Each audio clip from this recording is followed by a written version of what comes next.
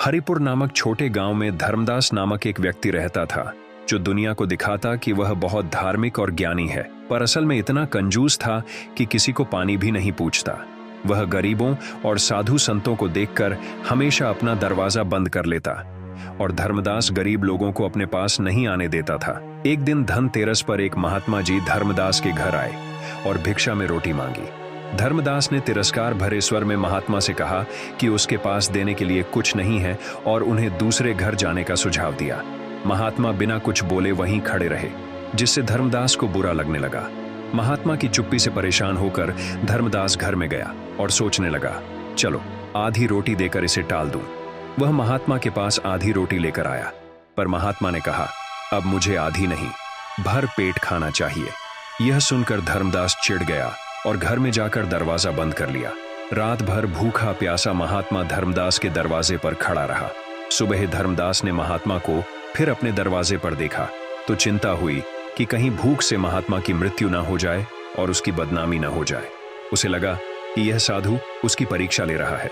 धर्मदास ने महात्मा से कहा, बाबा आओ पेट भर खाना खा लो। महात्मा ने मुस्कुराते हुए कहा, मुझे खाना नहीं, 2 कुएं खुदवाओ। धर्मदास चौंक गया। उसने फिर मना किया, लेकिन महात्मा की दयनीय स्थिति देखकर उसने कुआं खुदवाने का निर्णय लिया।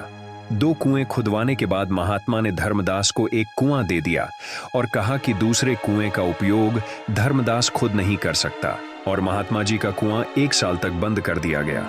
धर्मदास ने अपने कुएं का उपयोग गांव वालों को करने दिया, जिससे गांव के लोग खुश थे। सब धर्मदास की प्रशंसा करने लगे।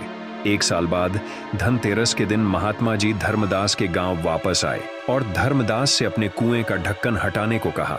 धर्मदास ने उत्सुकता से कुएं का ढक्कन हटवाया, लेकिन जब देखा तो महात्मा के कुएं में 1 बूंद भी पानी नहीं था। गांव के लोग हैरान रह गए।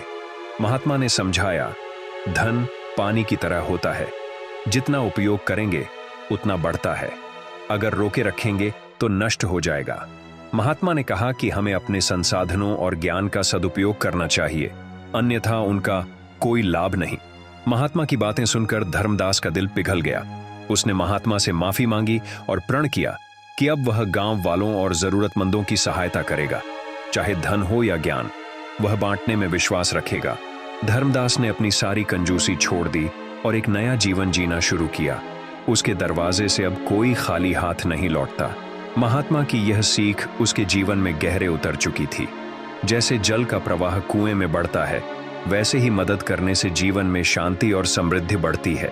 अगर आपको यह कहानी अच्छी लगी हो तो हमारे चैनल मॉरल फेबल टीवी को लाइक और सब्सक्राइब करना न भूलें। धन्यवाद।